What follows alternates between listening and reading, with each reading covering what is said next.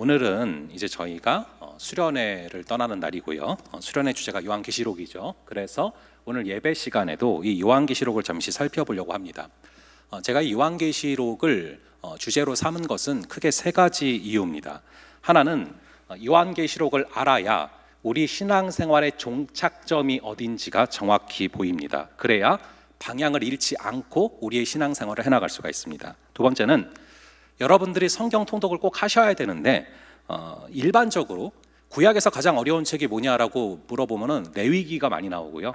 그리고 이 신약에서 가장 어려워하는 책들이 요한계시록인 확률이 높더라고요. 그래서 거꾸로 이 요한계시록을 함께 읽어내고 뚫고 나면은 다른 책들도 다 읽어낼 수 있다라는 담력이 생기기 때문입니다. 그리고 마지막 이유가 이 신천지가 하도 이 요한계시록을 가지고 장난을 쳐선대요. 그래서 이 신천지의 해석이 얼마나 엉터리인지 그것을 좀 말씀을 드리고 이 시간을 통하여서 우리가 혹시나 향후에 혹시나 있을지 모를 신천지들의 공격에 예방주사를 맞고자 하는 그런 목적입니다. 그래서 오늘 설교 때는 이 세 번째 목적에 좀 포커스를 두고서 설교를 할 것 같고요. 1번과 2번은 이따 수련회 때 자세히 다루겠습니다. 우선 제가 말씀드리고 싶은 것은 이 요한계시록은 절대로 어려운 책이 아니라는 것입니다. 요한계시록은 말 그대로 요한계시지 이 요한묵시가 아니죠. 그래서 revelation입니다. 이 reveal이란 단어는 밝히 드러내어 보여주다라는 그런 뜻을 갖고 있죠.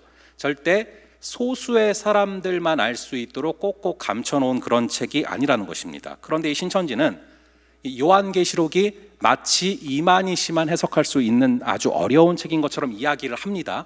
하지만 여러분 절대 그렇지가 않습니다. 여러분 모두가 성령의 조명하심을 따라서 기본적인 국어 실력을 가지고서 읽어나가면 누구나 이해할 수 있는 책으로 주신 책이다 라는 그 명제가 굉장히 중요합니다.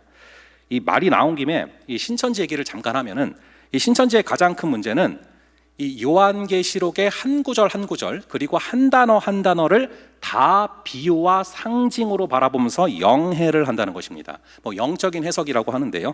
이 영해라는 것은 어떤 구절이나 단어를 있는 그대로 바라보지 않고 여기에는 무슨 영적인 의미가 숨겨져 있다 이렇게 해석을 하는 것인데 이 영해가 지나치게 되면은 코에 걸면 코걸이, 귀에 걸면 귀걸이 그런 현상이 벌어집니다.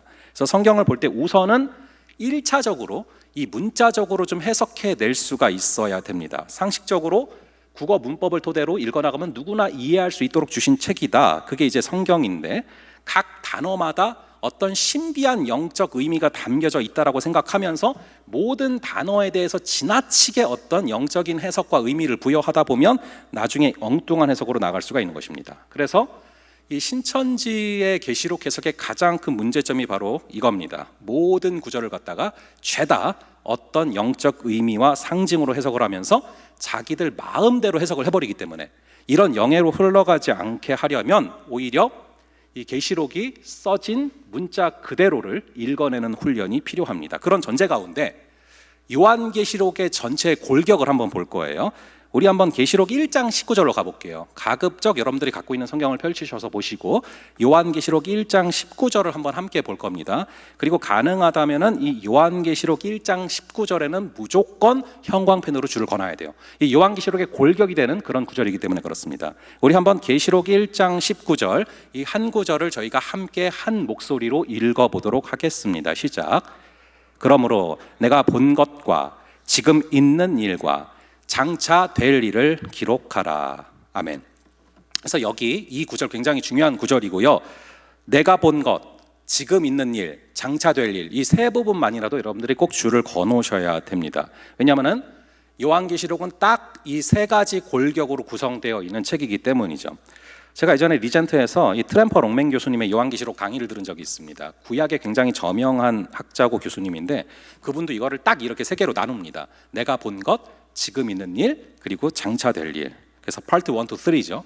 그런데 이게 요한계시록의 전부인데 첫 번째 나오는 내가 본 것이라는 1장 19절에 나오는 그 단어는 1장 20절에도 똑같은 단어로 나와요.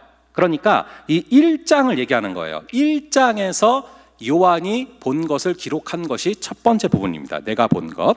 그 다음 파트 2는 지금 있는 일인데 이 지금 있는 일은 바로 요한계시록 2장과 3장입니다. 물론 여기 나오는 지금 있는 일이라고 할 때 이 지금은 당연히 사도 요한이 성경을 쓸 당시의 그 지금이죠. 2023년도의 지금을 말하는 게 아닙니다. 그래서 지금 있는 일, 이것이 파트 2인데, 이 부분은 2장과 3장에 나오는 초대교회 7교회에 보내는 그런 편지를 뜻합니다. 이 7교회는 여러분들이 외우기 쉽게 앞 글자를 따서 외우시면 되거든요. 에서버두 사빌라, 에베소 서머나 뭐 이렇게 쭉 나오잖아요. 버가모. 그러니까 앞 글자만 따서 에서버두 사빌라 이렇게 외우시면 돼요. 7교회에 보낸 편지를 뜻합니다. 그리고 마지막 세 번째 부분, 이 파트 3가 장차될 일인데, 이게 바로 4장부터 끝장까지입니다. 그게 이제 전체적인 골격이에요. 엄밀하게 말하면 이 4장과 5장은 건너뛰어야 되고, 이 6장부터 22장까지가 장차될 일인데, 왜 4장과 5장은 건너뛰어야 되는지를 이것은 예배 시간에 말씀드릴 시간은 부족하니까 간단하게만 말씀을 드리면, 이 세대주의라는 이단적인 종말론이 있습니다. 여기서는 이 4장에서부터 휴거가 시작된다고 보는데 아주 잘못된 해석이에요. 이 4장과 5장은 장차 될 일이 무엇인지를 보여주시기 위해서 이 사도 요한을 천국으로 쭉 끌어올리셨어요. 그리고 사도 요한이 천국으로 올라가서 천국이 어떠한가 그 모습을 본 그 장면을 얘기하는 거거든요. 모든 교회가 휴거되고 이런 것들이 절대로 아닙니다. 이 부분은 이따 자세히 말씀드리겠고요. 어쨌든 계시록은 크게 이렇게 세 가지의 부분으로 구분이 된다라는 것입니다. 그 중에 이 마지막 파트, 장차 될 일, 즉 미래에 벌어질 일들을 예언해 놓은 것이 바로 계시록 6장부터 22장까지다라는 것을 알 수 있어요. 그런데 신천지는 이런 구분을 다 무시합니다. 이 계시록 1장 19절의 구분을 무시해버린 채 계시록이 1장부터 끝장까지 전부 다 예언이라는 거예요. 전부 다 장차 될 일이라는 것이죠. 가령 예를 들면은 사도 요한이 초대교회 당시에 7교회에 보낸 편지, 즉 에서버두 사빌라에 보낸 그 편지들조차도 사도 요한 당시에 있었던 일이 아니라 이것이 미래에 벌어질 일을 요한이 예언한 것인데, 그게 2000년이 지나서 신천지 안에서 이루어졌다라고 얘기를 합니다. 그래서 실제로 신천지는 계시록 2장과 3장에 나오는 이 편지들이 이만희 씨가 장막성전이라는 집단의 7 목회자에게 보낸 편지다라고 주장을 해요. 이 장막성전이 뭐냐면은 신천지에서 발간한 이 신천지 발전사라는 책을 보면은 이 유재열 씨라는 사람이 있거든요. 근데 유재열 씨라는 사람이 이만희의 스승격으로 등장을 합니다. 그러니까 이만희가 이 유재열을 굉장히 존경하고 혼자 짝사랑을 해요. 거의 신천지의 모태다라고 볼 수 있는 것이 바로 유재열의 장막성전인데, 이 유재열 씨가 만들었던 그 이단의 이름이 바로 장막성전이에요. 이 유재열 씨는 여러분들이 의외로 굉장히 잘 알 수 있는 인물이에요. 이 유재열 씨가 바로 여러분들이 잘 아시는 그 가수 싸이 있지 않습니까? 그 가수 싸이의 장인어른이 유재열 씨예요. 그래서 유재열 씨가 지금은 자기가 뭐 사이비 교주가 아니라 사업가다 뭐 이렇게 말을 하는데, 분명히 사이비 교주였던 적이 있습니다. 그리고 그때 모았던 돈으로 굉장히 잘 살고 있고요. 그리고 싸이는 결혼한 이후에 강남 스타일로 엄청난 인기와 부를 얻었어요. 뭐 거기까지만 말씀드릴게요. 자세한 건 수련회에서 말하겠습니다. 어쨌거나 신천지는 이렇게 주장을 해요. 이만희가 장막성전에 7 사자에게 편지를 보냈고, 그게 바로 요한계시록 2장과 3장에 예언되어 있었다라고 말을 합니다. 이것이 그냥 딱 들어도 황당한 주장이죠. 요한이 뭐하러 우리나라에서 일어날 일을 그거를 뭐 히브리어로 헬라어로 그걸로 왜 써놨겠습니까? 황당한 주장이지만 자세하게 반박도 가능해요. 이 신천지에서 7 사자들에게 편지를 보냈다라고 주장하는 시점이 1980년도 3월이에요. 그때 이제 이만희 씨가 장막성전 7 교역자에게 편지를 보냈다는 것입니다. 근데 결정적으로 장막성전이라는 단체에서 남긴 기록을 보면은 1969년도에 7명의 사역자 중에서 이미 3명이 나갔어요. 그래서 4명밖에 없었던 상황이란 말이죠. 그러니까 애초에 신천지에서 주장하는 그때에는 7명의 사람에게 편지를 보낼래야 보낼 수가 없는 상황이었단 말이죠. 그래서 신천지 해석에는 이런 결정적인 오류들이 굉장히 많습니다. 이런 오류들이 폭발적으로 등장하는 게 바로 6장부터 기록되는 장차될 일, 즉 파트 3에 아주 많이 기록이 되고 있어요. 그래서 6장부터 기록되는 장차될 일, 이것을 우리가 과연 이 내용들이 문자 그대로 다 이루어진다라고 믿을 것이냐, 아니면 이것들이 어떤 상징을 담고 있는데 이미 지금 이루어진 일로 볼 것이냐, 이게 이제 상당히 오랜 기간 계시록을 해석하기를 어렵게 만들었던 문제입니다. 근데 어느 쪽으로 치우치던 문제가 됩니다. 예전에는 이 강력한 재림 사상과 함께 이 계시록의 내용들이 다 문자 그대로 이루어질 거다라는 생각을 굉장히 많이 했어요. 그러다가 이 세대주의라는 잘못된 그런 계시록 해석이 유행을 하게 됐고요. 그 가운데 이 92년도에 이 다미 선교회 같은 이단적인 종말론이 나오게 됐습니다. 이 다미 선교회에서는 이 92년도 10월 28일 날 예수님이 재림하신다라는 주장을 했습니다. 굉장히 황당한 주장인데 의외로 굉장히 많은 사람들이 여기에 빠져서 이 집 팔고 땅 팔고 직장 다 그만두고 거기 모여서 그날만 바라보면서 기도를 했어요. 그래서 저도 그때가 기억이 나거든요. 제가 아마 초등학교 6학년 때로 기억을 해요. 그때 아직도 기억이 나는 게 92년도 10월 28일 날 뉴스에서 방송을 했어요. 과연 휴거가 될 거냐 안 될 거냐 생중계를 했단 말이죠. 여러분, 그날 예수님이 재림하셨습니까? 당연히 안 하시죠. 주님이 오실 그때는 오직 아버지만 아신다, 아들도 모른다고 말씀하시거든요. 근데 그걸 사람들이 어떻게 맞출 수 있습니까? 모르죠. 근데 그런 비슷한 일들이 몇 번 반복이 되다 보니까 반대급부로 언제부턴가 이 정통 교회들 안에서도 계시록이 좀 위험한 책이다, 이런 생각을 무의식 중에 하게 된 것 같아요. 그래서 이 교회들이 계시록을 잘 안 다루기 시작을 했고요. 어느덧 재림하신다는 생각 자체를 별로 하지 않는 그런 기독교가 됐습니다. 그래서 지금 여기가 하나님의 나라다, 이런 사고만 주로 하지 그분이 정말로 어느 순간에 재림을 하실 것이다, 이 생각은 별로 하지 않는 그런 기독교가 된 것입니다. 그렇게 계시록을 방치하고 내버려둔 그 틈을 파고들면서 이 신천지 같은 집단들이 숙주하기 시작을 했고요. 계속 그냥 내버려두다 보니까 언제부턴가는 이 계시록은 신천지만 해석할 수 있는 책이다라는 말도 안 되는 주장까지 하기 시작을 한 것이죠. 그래서 그러한 양극단의 흐름 가운데 저는 이제 성경을 문자 그대로 이루어질 것으로, 이 계시록을 문자 그대로 이루어질 것으로 볼 것이냐, 아니면은 이것이 상징인데 지금 이미 이루어진 것들이 있다고 볼 것이냐, 이 두 양극단 사이에 어느 한쪽으로 치우치는 것은 좋지 않다고 생각을 합니다. 그러니까 너무 문자로만 봐도 안 되고 또 너무 상징으로만 봐도 안 되는 것이죠. 그래서 계시록에 담긴 상징적인 의미를 파악하면서 이 세상 가운데 이루어질 하나님의 나라를 생각함도 중요하지만, 동시에 여러분, 우리가 읽어나가면서 계시록에 써져 있는 내용들이 1.1핵도 빠짐없이 이 세상에서 그대로 이루어진다고 해도 놀랄 일이 하나도 없다라는 거예요. 특히 계시록을 문자 그대로 해석을 하는 그 부분에 저는 좀 더 강조점을 둘 필요가 있다고 생각을 합니다. 왜냐하면은 이 신천지가 많은 이단들이 너무 다 상징이다, 의미다, 이런 쪽으로 가다 보니까 이쪽에 좀 더 방점을 둬야 균형을 잡을 수 있다고 생각을 합니다. 그런 전제 가운데 이 장차될 일이 나오는 것이 이렇게 6장부터인데요. 이 6장부터 좀 살펴보면은 장차될 일은 크게 세 가지로 이루어집니다.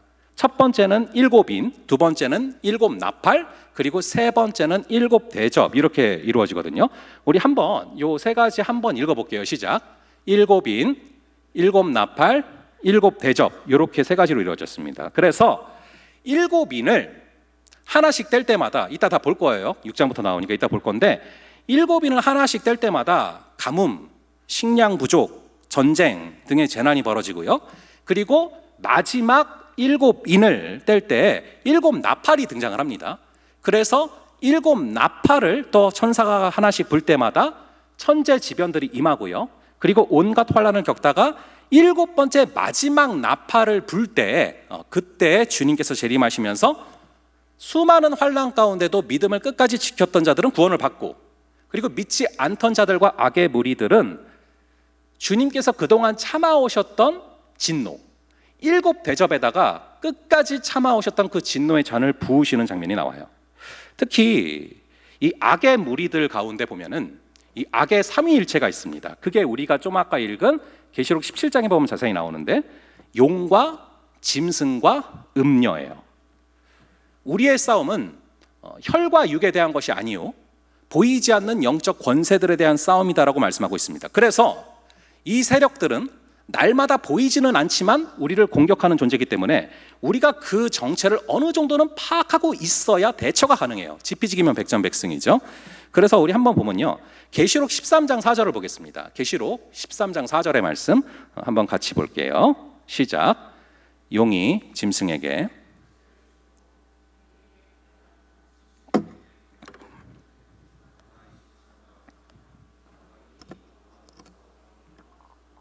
여기서 보면은 첫 번째가 용이 나와요. 용. 이 용이 뭔지는 계시록 12장 9절에 정확히 나와요. 이 용은 옛뱀, 곧 마귀요 사탄이라. 용은 바로 옛뱀, 즉 창세기에 나오는 뱀이요, 그리고 사탄이고 마귀다라고 정확히 성경이 규정하고 있습니다. 그러니까 간단하죠. 용은 사탄이에요. 근데 이 사탄이 짐승에게 권세를 주었다라고 나와요. 제가 왜 악의 삼위일체다라고 표현을 하냐면은 용과 짐승과 음녀는, 이 세 존재는 마치 삼위일체처럼 한 영을 가지고 한 몸으로 움직입니다. 우리 한번 계시록 17장 3절을 또 볼게요. 계시록 17장 3절의 말씀 한번 함께 읽어보겠습니다. 시작. 곧 성령으로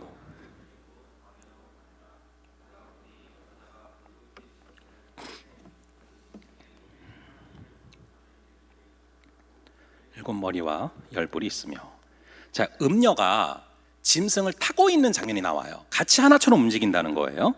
그리고 이 짐승을 누가 세상으로 보냈냐? 바로 용, 즉 사탄이 세상으로 보냈다라고 기록되어 있죠. 마치 성부 하나님께서 성자 예수 그리스도 어린 양을 이 세상으로 보내신 것처럼 사단은 그거를 똑같이 카피해서 용이, 즉 사단이 마치 어린 양처럼, 어린 양은 아니지만 어린 양 같은 짐승을 세상으로 보내는 그 장면이 지금 기록되고 있는 것입니다.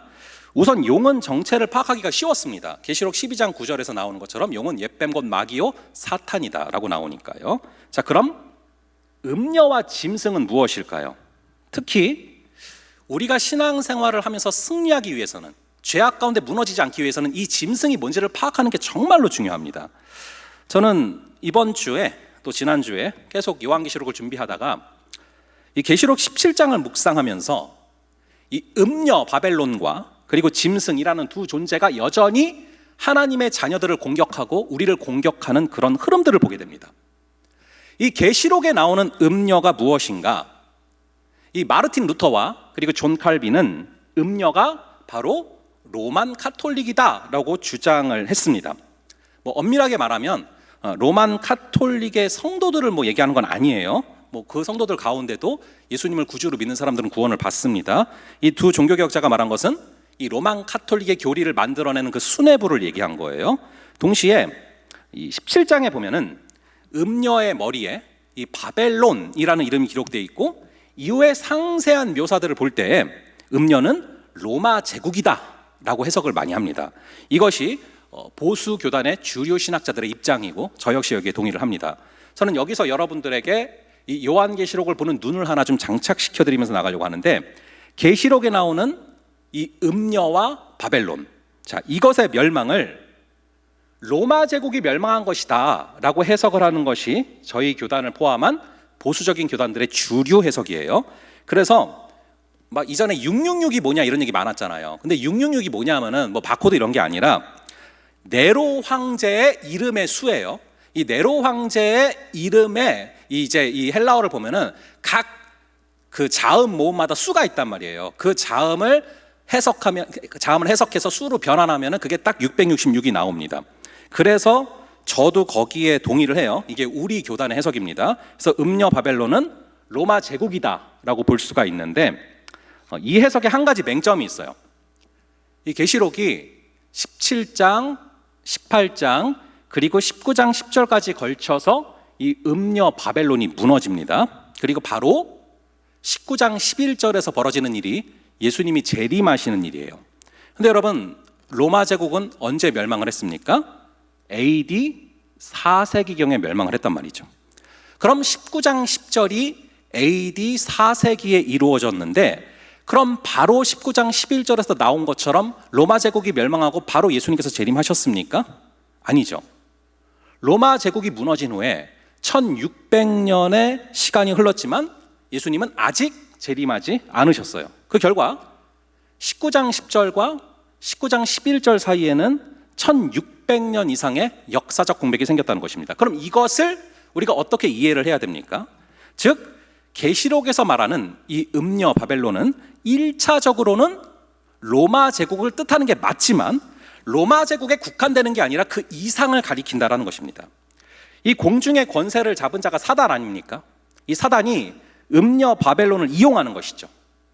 이 로마 제국은 단지 사단이 이 세상을 지배하기 위해서 취했던 겉모습 중에 하나라는 것입니다. 사단은 사람들을 지배하기 위해서 국가를 이용하기도 하고 가치 혹은 문화라는 옷을 입기도 합니다. 이런 해석을 뒷받침하는 근거가 바로 이 계시록에 나오는 짐승이라는 존재입니다. 계시록을 쭉 읽어보시면 짐승이 자기의 뜻을 이루기 위해서, 즉 믿는 자들의 믿음을 뺏어가기 위해서 음녀 바벨론을 이용을 하다가 이 음녀 바벨론을 버립니다. 결정적인 것은 계시록 19장 19절 이하를 읽어보시면 로마 제국이 멸망한 이후에도 짐승은 여전히 살아있는 모습이 기록이 돼요. 그래서 19장 19절 이하를 보시면 언제가 될지 모르는 먼 훗날 예수님께서 재림하실 때 그때 사단의 세력이 여전히 남아서 오시는 예수님께 저항하는 그 장면이 기록이 되거든요. 그러니까 몇천 년 뒤가 될지 모르는 그때까지도 짐승은 여전히 살아서 싸움터에 나타난다는 것이죠. 그러므로 짐승은 현실의 표면에 나타나는 게 아니라 외면적으로는 모습을 바꾸어 가면서 현실의 심층에 숨어서 움직이고 있는 어떤 존재예요. 영적이면서도 동시에 굉장히 현실적인 존재죠. 이 짐승은 로마 제국을 자신의 하수인으로 삼았지만 그 로마 제국이 멸망하자 그 후에는 그것을 버리고 다른 것들을 통해서 여전히 자신의 통치를 유지해 나갑니다. 국가나 기관이나 가치관까지도 짐승의 하수인이 될 수가 있죠. 이 성경에서 나오는 것이 로마 제국이 국가였으니까 이 국가를 예로 들어볼게요.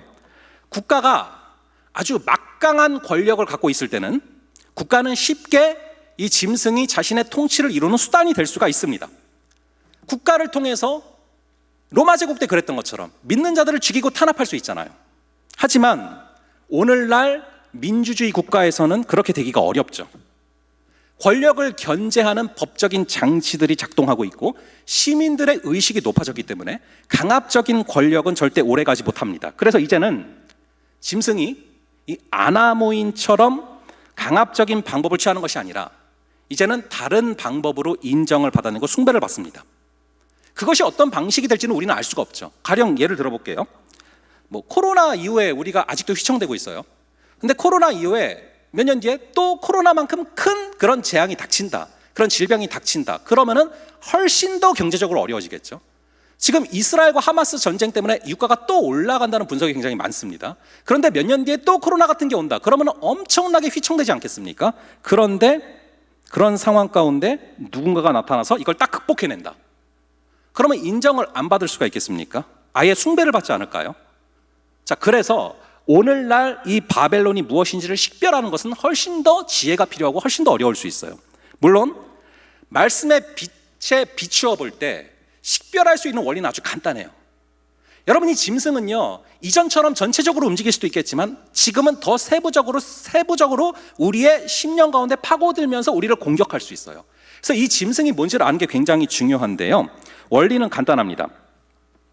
여러분 가운데 이게 없이는 내가 못 산다, 이게 내가 살아가는 이유다, 심지어 이게 없는 세상은 하나님 없는 세상보다 더 두렵다, 그런 것이 있을 때 그것이 나의 바벨론일 수 있고 그것 뒤에 짐승이 숨어 있을 수 있습니다. 여러분에게는 그거 없이는 살아갈 수 없는 그것이 무엇입니까? 많은 시간과 노력을 들여서 애쓰는 그것이 무엇입니까? 그것이 하나님을 대신해서 나를 통치하고 있지는 않습니까? 말씀의 빛에 비추어서 오직 주만 그리스도시요, 주는 그리스도시요, 살아계신 하나님의 아들이십니다를 고백하면서 나의 삶의 주인이 오직 예수 그리스도 되는 은혜가 있기를 간절히 바랍니다. 우리 마지막으로 계시록 17장 13절과 14절 이 두 구절을 함께 읽어보겠습니다. 17장 13절과 14절 이 두 구절을 함께 읽어보겠습니다. 시작.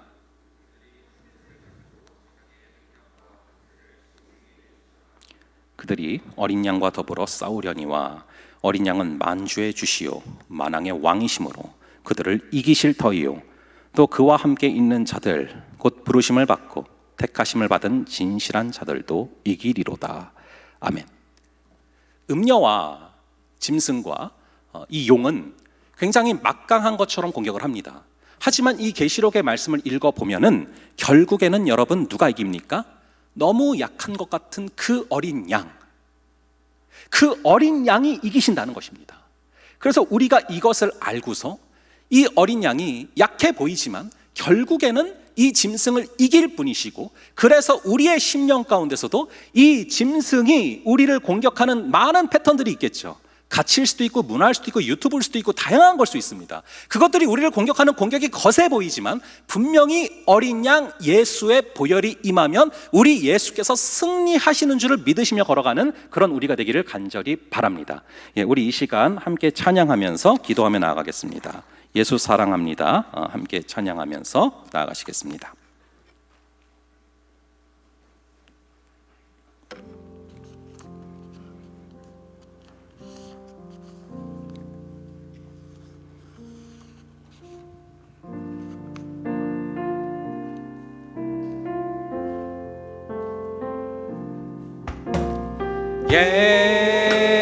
예수 사랑합니다. 사랑합니다. 온 마음 다하여 오직 주님 한 분만 간절히 더 원합니다.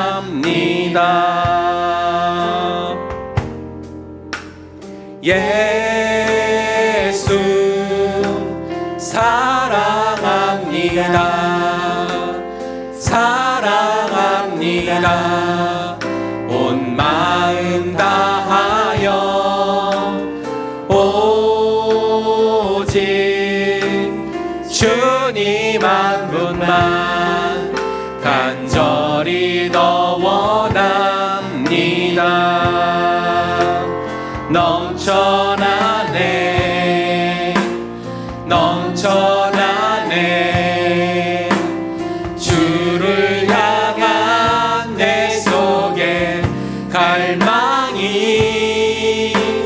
주님께로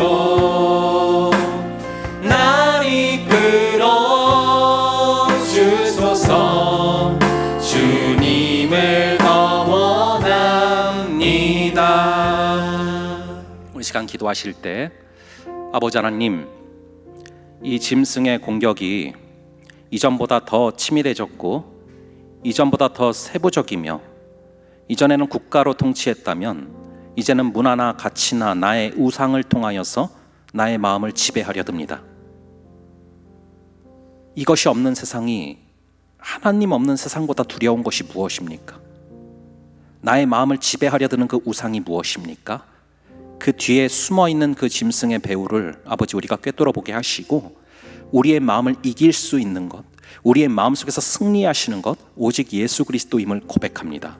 우리 아까 함께 읽어본 구절처럼 그들이 즉 짐승과 음녀와 용이 어린 양과 더불어 싸우려니와 어린 양은 만주의 주시오 만왕의 왕이심으로 그들을 이기실 터이요 또 그와 함께 있는 자들 곧 부르심을 받고 택하심을 받은 진실한 자들도 이기리로다. 아버지 하나님, 우리의 역사가 결국에 우리 다시 오실 예수님을 통하여서 우리 주님께서 승리하시는 방향으로 가고 있음을 믿습니다. 아버지, 우리 역시도 그 큰 물결의 가운데 우리의 마음 속에서 계속해서 짐승의 공격이 있을 때마다 우리의 마음을 다스리시는 어린 양으로 말미암아 승리할 수 있는 은혜를 허락하여 주시옵소서. 또한 함께 기도하실 때 아버지 수련회 가운데 역사하여 주셔서 이제 가서는 자세하게 하나하나 풀어볼 텐데 우리 주님께서 함께 하여 주셔서 성령의 충만한 은혜를 허락하여 주시고 이 말씀을 통하여서 우리가 이 세상 가운데 살아갈 방향을 보여주시고 우리의 삶이 나아갈 방향을 보여주시고 성령님 뜨겁게 역사하여 주시옵소서. 우리 주여 한번 외치고 함께 기도하겠습니다. 주여, 아버지 하나님 붙들어 주기를 바라옵나이다. 아버지 하나님 예수 그리스도의 그 통치가 우리 가운데 충만히 임하게 하여 주시옵소서. 아버지께서 잡아주시고 함께하여 주셔서 아버지 하나님 나의 삶을 지배하려 드는 아버지 하나님 악한 세력을 아버지께서 물리쳐 주기를 간절히 바라옵나이다. 아버지 우리에게 그게 없이는 못 살 것 같은 그것이 무엇입니까? 많은 시간과 노력을 들여서 애쓰는 그것이 무엇입니까? 그것이 하나님을 대신해서 나를 통치하고 있는 그것이 무엇입니까? 아버지 간절히 바라기는 다른 것들의 지배를 받지 말게 하시고 오직 주님의 지배를 받을 수 있는 역사를 허락하여 주시옵소서. 아버지 하나님 그리하여서 아버지 하나님 주님께서 잡아주신 그 사랑의 능력으로 말미암아 어린 양의 승리를 우리가 체험케 하여 주시옵소서. 아버지 함께하여 주시기를 간절히 바라옵나이다. 아버지 하나님 간절히 기도하기는 아버지 14절의 말씀이 우리 가운데 이루어지는 역사를 허락하여 주시옵소서. 그리하여서 아버지 하나님 우리 어린 양과 더불어 싸울 때 어린 양은 만주해 주시어 만왕의 왕이심으로 이기게 하여 주실 줄을 믿습니다. 그들이 어린 양과 더불어 싸우려니와 어린 양은 만주해 주시어 만왕의 왕이심으로 그들을 이기실 터이요 또 그와 함께 있는 자들 곧 부르심을 받고 택하심을 받은 자들도 이기리로다. 아버지 아무리 공중의 권세 잡은 자가 활약을 하고 아무리 공중의 권세 잡은 자가 강한 것 같아도 결국 우리의 역사는 다시 오실 어린 양 우리 예수 그리스도로 말미암아 우리 주님께 승리가 돌아가는 줄을 우리는 믿습니다. 아버지 그 흐름 가운데 우리의 마음 속에서도 이전에는 국가를 통해 통치하던 이 짐승이 이제는 그